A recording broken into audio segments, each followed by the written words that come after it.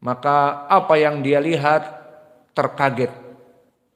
Di saat dia sampai kepada tempat, teringat dia dulu mengubur keledainya. Maka di saat dia sampai ke jalan itu, melihat orang melaksanakan peribadatan kepada kuburan keledainya. Kemudian dijadikan sitar-sitar di kuburan keledainya. Kemudian ada kuncen yang menceritakan bagaimana orang ini soleh, bla bla bla, mempromosikan agar ngalap barokah. Lihat bagaimana keadaan manusia pada titik jenuh kebodohan. Akhirnya dia bertanya, apa yang terjadi? Apa yang kalian lakukan? Kami ngalap barokah. Kami melaksanakan demikian dan demikian. Kenapa kalian melaksanakan yang demikian? Bagaimana asalnya? Maka diceritakan dari semua cerita bahwa kuburan ini memancarkan cahaya pada suatu malam. Karena memancarkan cahaya pada suatu malam, akhirnya mereka pada naik dan meminta dan dikabulkan doa-doanya. Yakin di dalamnya ada wali yang soleh. Akhirnya orang ini menceritakan bahwa di sini bukan kuburan wali yang soleh, tapi adalah kuburan keledai yang mungkin soleh, tetapi bukan wali yang soleh. Maka orang ini akhirnya menceritakan pada saat malam itu dengan lentera dan sebagainya, kami bermalam di sini dan kami mengubur keledai ini di sini. Maka ini adalah kuburan Syekh Himar. Bukan Syekh Maulana Al-Wali Al-Jufri atau Al-Aidrus, orang-orang Sadah, atau As-Sagaf, As-Saqaf. La, hada maqam Asy-Syekh Himar. Maka kita ketawa dengan cerita Syekh di saat menceritakan kisah ini. Dan akhirnya ributlah antara kuncen yang ingin mendapatkan kekayaan dan kemasyhuran karena dia orang pertama yang menunjukkan, dengan orang yang mengaku bahwa ini adalah kuburan Syekh Himar, bukan Syekh Maulana Fulan Ibnu Fulan. Maka kesimpulannya, bisa jadi kuburan tersebut kuburan yang kosong, atau di sini bahkan kuburan himar, maka dianggap sebagai kuburan para wali. Maka kita sebutkan di sini, wa amal mutaakhirun fayusrikuna ma'allahi unasan salihin wa talihin. Maka adapun orang-orang di zaman now, mereka menjadikan kuburan yang mereka sembah itu orang soleh ataupun orang yang toleh, orang yang rusak agamanya, atau bahkan orang yang bukan orang, keledai seperti tadi. Jadi keledai adalah binatang yang dijadikan lambang supremasi kebodohan. Maka di Yaman atau di Arab, binatang yang paling bodoh, ataupun kalau kita ingin mencela seseorang yang bodoh, maka dikatakan binatangnya tidak pandang bulu, himar. Ya, himar. Kenapa tidak disebutkan dengan binatang yang lain? Karena himar diketahui oleh semua orang adalah binatang yang bodoh, bego, dan sebagainya. Maka ini dijadikan lambang maskot di Arab. Adapun di Indonesia, karena tidak ada himar, berpindah kepada udang. Jadi dicelaknya dasar otak udang.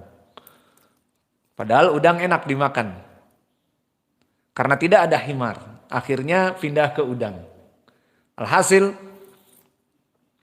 orang-orang di zaman now, jika kita rujuk, dan dari dulu kami juga mendapat berita dari Kapolsek misalnya di tempat-tempat yang dijadikan klinik seperti pantai selatan.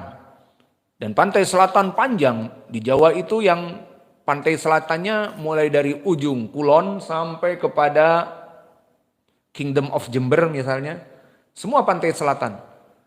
Maka di tempat-tempat ada di pantai selatan, misalnya Pelabuhan Ratu, pantai selatan di dekat Parangtritis Jogja, yang biasa dijadikan klinik, maka para kuncen pun beraksi, membuat kuburan-kuburan palsu dan menyebutnya pesanggerahan wali Sunan Fulan, dan disebutkan keutamaan-keutamaannya, dan itu di mana-mana. Maka banyak dari Kapolsek yang memeriksa di daerah Pelabuhan Ratu dan sebagainya membongkar. Ternyata kuburannya kuburan kosong.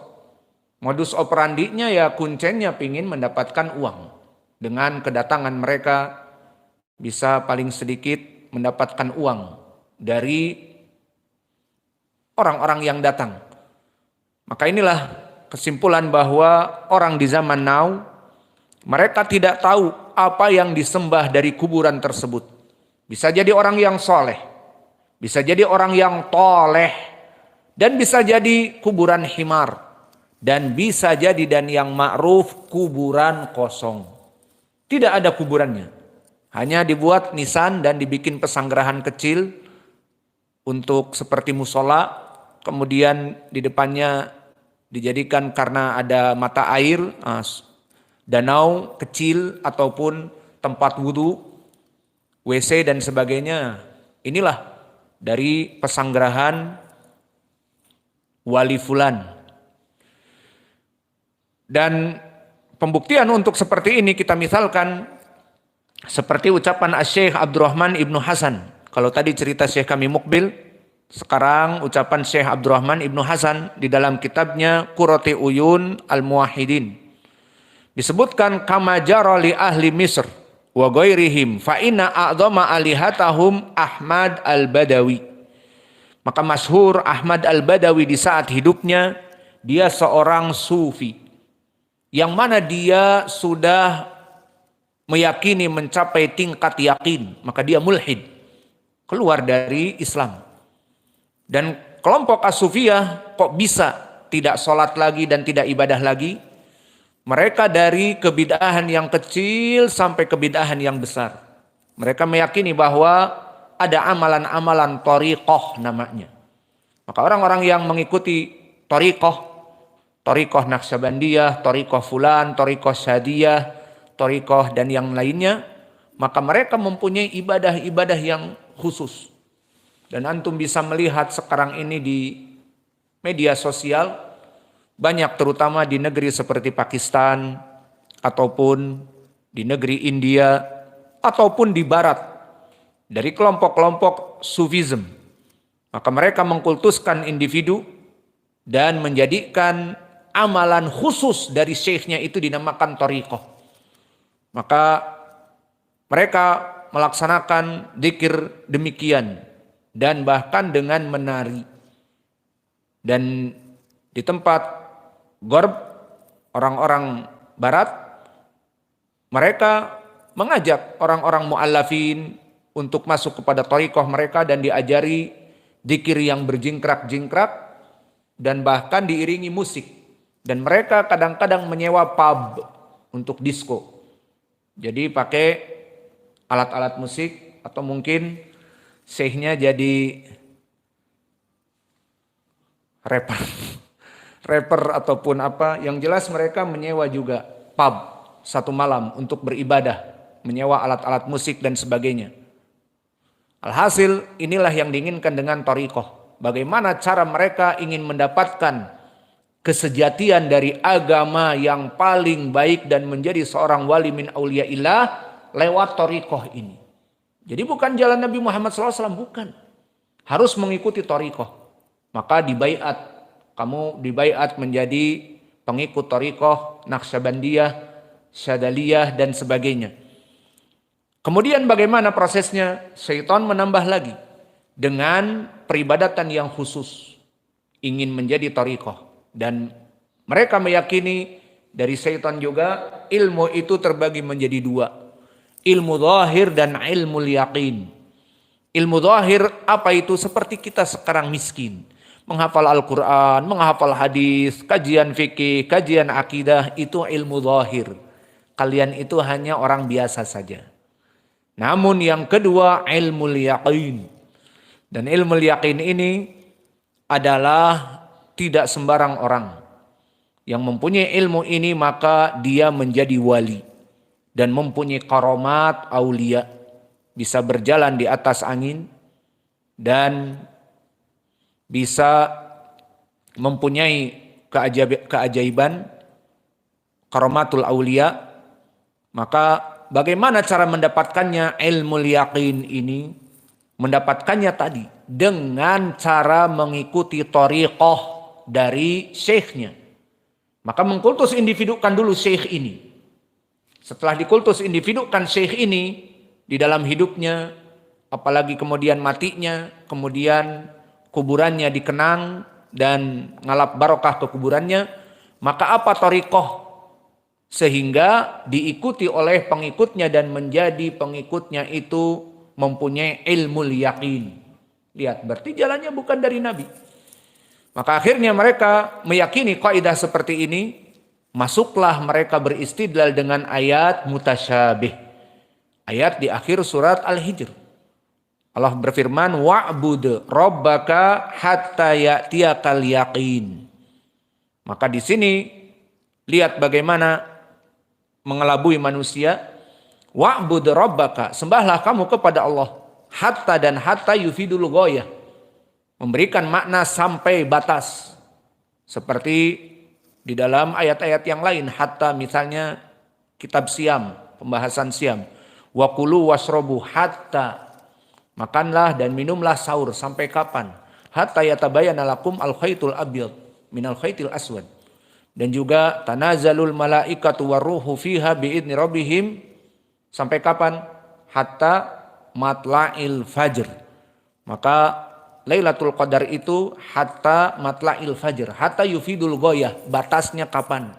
Begitupun di sini wa'bud rabbaka. Ibadahlah kamu kepada Allah hatta ya'tiyakal yaqin, sampai datang kepada kamu al-yaqin. Dan mereka mentafsirkan al-yaqin, ini titik kesalahannya, tafsir yang bid'ah. Makna al-yaqin kata kelompok as-sufiyah adalah ilmu yang diwariskan oleh para ahlu thariqah dari syekhnya. Maka jika sudah kata syekhnya yang wali tersebut memberikan ilmu khusus kepada santrinya, sudah wahai santriku, puasa 40 hari dan nanti setelah itu kamu dibungkus kain kafan. Setelah puasa berbuka hanya dengan nasi putih saja setiap malamnya. Kemudian nanti dibungkus kafan dan dikuburkan. Akhirnya setelah itu cukup, sudah, kamu sudah menjadi wali seperti aku. Itu jalannya. Jadi kita ingin menjadi wali nih seperti Syekh Fulan. Ya tidak dengan jalan menghafal Al-Quran, hadis, tidak. Harus membaiat dia dan mengikuti jalannya dia. Lalu yang memberikan nanti sertifikat wali, ya dia. Capnya dia, tanda tangan dia, bukan dari Nabi Muhammad SAW. Maka kesimpulannya, jadilah kamu menjadi wali yang mana Allah berfirman hatta ya'tiyakal yaqin. Maka ilmu kamu tidak butuh lagi kepada Nabi Muhammad, tapi apa? Haddatsani qalbi an rabbi. Bahwa apa yang diamalkan itu, dari mana amalan ini? Haddatsani qalbi, telah menggelitik hatiku. Buatlah dzikir ini, salatlah demikian-demikian rakaat, karena hatiku mengabari Robku kepada hatiku. Maka sekarang tidak butuh lagi haddatsana fulan an Abi Hurairah an Nabi Muhammad SAW, tidak butuh lagi. Dari mana kesalahannya? Dari pentafsiran makna yakin. Adapun makna yakin yang benar, apa makna yakin di sini? Al-maut. Seperti ayat ini ditafsirkan dengan ayat yang lain di dalam surat Al-Muddatsir. Hatta atanal yaqin. Di saat dikatakan oleh para malaikat, ma salakakum fis saqar? Qalu lam nakum minal musallin wa lam nakun nut'imul miskin. Wa kunna nakhudu ma'al khaidin. Wa kunna nukadzibu biyaumiddin hatta atana al-yaqin. Sampai datang al-yaqin. Maka makna al-yaqin di sini adalah maut. Maknanya kami dulu kufur kepada ajaran Nabi Muhammad hatta atana al-yaqin, sampai datang maut kepada kami. Maka ayat mentafsirkan ayat yang lain. Maka makna di sini wa'bud rabbaka hatta ya'tiyakal yaqin, ibadahlah kamu sampai datang mati. Maka istiqomahlah dalam peribadatan. Jauh maknanya. Maka oleh sebab itu disebutkan oleh Imam Ibnu Katsir di dalam tafsir ayat yang tadi di akhir surat Al-Hijr, fa al-mulhidun, dari kelompok as-sufiyah, gulatu sufiyah, maka mereka menjadikan makna yakin adalah ilmu yakin, sehingga jika mereka mendapatkan ilmu yakin, mereka mengatakan cukup, kita tidak butuh lagi untuk beribadah. Paham ya sekarang dari masalah yakin? Kembali kepada siapa itu Ahmad Al-Badawi. Maka Ahmad Al-Badawi, dia seorang sufisme, orang yang memahami sufi dan gulatu sufiyah yang mencapai tingkat yakin tadi. Maka dia sudah tidak sholat lagi kehidupannya dan dianggap sebagai wali. Di zaman now banyak orang-orang yang gila dianggap wali, dinamakan wali majdub. Gila, ngecat mobil pakai pilox dan sebagainya, dianggap wali. Dan di sana ada yang syekh gondrong dan jalan-jalan pakai motornya, akhirnya dianggap wali. Dan di sana ada syekh miskin, kalau dia kencing, kencingnya itu wangi seperti parfum Diadora atau Casablanca atau Casanova atau merek-merek terkenal yang lainnya, Calvin Klein. Maka kencingnya saja seperti itu. Ini dari mereka khurafatnya orang-orang yang sudah memahami dari torikoh-torikoh tersebut sehingga menyangka gurunya dalam keadaan seperti itu. Maka Ahmad Al-Badawi sudah tidak sholat lagi dan tidak melaksanakan ibadah. Karena diyakini bahwa dia sudah mencapai tingkat yakin. Dan katanya di Al-Quran, ibadahlah kepada Allah sampai mencapai tingkat yakin. Dan saya sudah mencapai tingkat yakin. Dari mana ilmu ini? Ilmu yakin ini sampai kita tidak butuh lagi kepada syariat Nabi Muhammad. Maka disebutkan oleh Imam As-Sakhawi bahwa wa huwa la yu'raf lahu aslun wala fadlun wala ilmun wala ibadah. Wa ma'a hada fasara a'dam alihatahum ma'a annahu la yu'raf ila annahu dakhala al-masjid yaumal jum'ah fabala fihi thumma kharaja wa lam yusalli. Dzakarahu As-Sakhawi an Abi Hayyan. Maka Imam As-Sakhawi muridnya dari Imam Al-Hafidh Ibnu Hajar, dan Abu Hayyan imam ahli lughah dan ahli hadis di zaman Imam Al-Hafidh Ibnu Hajar. Maka Imam As-Sakhawi meriwayatkan dulu di Mesir, dan dia juga Al-Hafidh Ibnu Hajar dari Mesir, Imam As-Sakhawi dari Mesir. Maka dohirnya Al-Badawi hidup di zaman mereka, di zaman Al-Hafidh Ibnu Hajar ataupun sebelumnya, sehingga dinukilkan oleh As-Sakhawi seperti itu. Maka Ahmad Al-Badawi bukan yu'raf lahul asl wala fadl wala ilm. Dia bukan nasabnya mulia seperti nasab para nabi misalnya, para habaib, bukan. Wala fadl, juga keutamaan dari akhlak yang mulia seperti orang-orang terdahulu dari Wad dan Waswa'a wa Yaghutha wa Ya'uq wa Nasra, akhlaknya mulia, ataupun Lat yang dianggap dulu memuliakan akomodasi bagi orang-orang yang naik haji dan umroh di zaman jahiliyah, mempunyai fadl, keutamaan. Maka Ahmad Al-Badawi la aslun wala fadlun wala ilmun, dan bukan seorang alim ulama, bukan orang yang mempunyai ilmu, berdakwah, mengamalkan ilmunya, bukan. Wala ibadah, dan bukan juga ahli ibadah. Lalu apa dia? Bukan ahli ibadah yang duduk di masjid melaksanakan salat 5 waktu dan sunnah-sunnah, membaca Al-Quran dan sebagainya. Bukan ahlul ilm yang menuntut ilmu dan berdakwah. Dan bukan ahlul fadl yang mempunyai akhlak yang mulia yang dikenang dari akhlaknya. Dan bukan dari usul. Maknanya asalnya mungkin bukan dari nasab yang baik.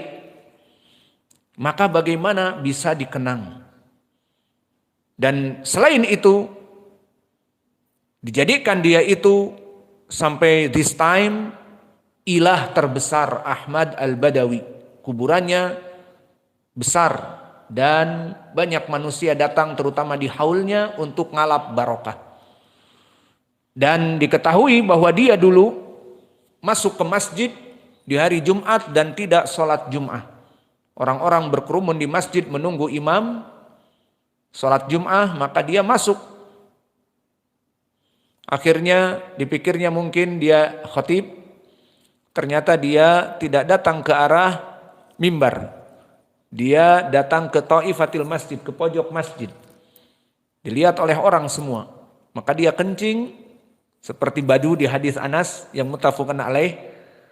Dia kencing kemudian dia keluar cuek. Tidak salat Jumat dan sebagainya. Maka disebutkan oleh As-Sakhawi, annahu dakhala al-masjid yaumal jum'ah fabala fihi. Bala fihi ay fil masjid. Summa kharaja walam yusolli. Dan dia keluar tanpa salat. Maka inilah keadaan dari orang-orang zaman now. Seperti Ahmad Al-Badawi meninggal, kuburannya diagungkan dan dia bukan orang soleh. Adapun di zaman Nabi, di zaman dulu, maka mereka menyembah para nabi, menyembah Uzair dan Isa ibnu Maryam, dan juga melaksanakan sembahan kepada orang-orang soleh di zamannya. Maka di zaman now seperti Ahmad Al-Badawi dijadikan kuburannya alihah yang sangat agung sekarang di Mesir. Maka lihat bagaimana bedanya orang zaman dulu dengan zaman now. Ahmad Al-Badawi siapa? Dijadikan seperti itu. Dan tadi misalnya kuburan, bahkan kuburan binatang seperti Syekh Himar ataupun kuburan kosong bahkan. Maka di sini menjadi pendalilan bagaimana perbedaan orang zaman dulu dengan zaman now. Tidak peduli lagi siapa yang dikuburkan di sini. Tidak peduli lagi siapa yang disembah selain Allah. Orang baik, orang buruk, bahkan binatang, kuburan binatang, ngalap barokah kepada kuburan Syekh Himar dan yang lainnya. Maka sebab itu juga disebutkan oleh muallif di dalam kitabnya yang lain di Kasfus Subuhat, dari poin ini yang kami sebutkan, annal awalin yad'u ma'allah unasan muqarrabin indallah, imal anbiya imal aulia wa imam malaikah au yad'una asjaron au ahjaron muti'ah lillah. Maka orang di zaman dulu mereka melaksanakan sesembahan kepada orang-orang yang didekatkan oleh Allah dari para nabi, para wali, para malaikat, atau pohon-pohon dan gunung-gunung yang mana mereka makhluk yang taat kepada Allah, dari pohon, gunung, mentari, rembulan, makhluk-makhluk yang taat kepada Allah. Muti'atun lillah, laisat asiyatun, bukan makhluk yang bermaksiat. Au amma ahlu zamanina fayad'una ma'a Allah unasan min afsakin nas. Waladina yad'unahum humul ladina yahkuna anhum al-fujur minaz zina wasaraqah wa tarkis shalah wa ghairi dzalik. Maka di zaman now mereka melaksanakan peribadatan kepada kuburan orang-orang dari ahlu al-fusuk, dari pencuri, dari pezina, dan orang yang meninggalkan sholat. Maka ini wajah yang kedua yang menjadi penjeda antara orang-orang yang musyrik kafir di zaman dulu dengan di zaman now. Sudah masuk adzan? Al-muadzin yuadzin. Wa naktafi ila huna wa jazakumullahu khaira. Habis ini tasmi' semua.